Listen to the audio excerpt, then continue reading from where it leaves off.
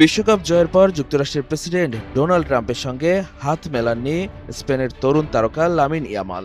২০২৬ বিশ্বকাপের ফাইনালের পর পদক নেয়ার সময়ের একটি ভিডিও সামাজিক যোগাযোগ মাধ্যমে ছড়িয়ে পড়ার পর এ নিয়ে বিতর্ক শুরু হয়েছে। রবিবার নিউজার্সির মেটলাইফ স্টেডিয়ামে আর্জেন্টিনাকে ১-০ গোলে হারিয়ে বিশ্বকাপ জেতে স্পেন।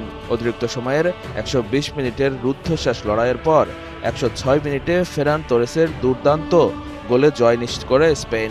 ফাইনালে উপস্থিত ছিলেন মার্কিন প্রেসিডেন্ট ডোনাল্ড ট্রাম্প। ম্যাচ শেষে তিনি স্টেডিয়ামেই ছিলেন। বিশ্বকাপ জয়ের পর স্পেনের খেলোয়াড়দের পদক দেওয়ার সময়ও দেখা যায় তাকে।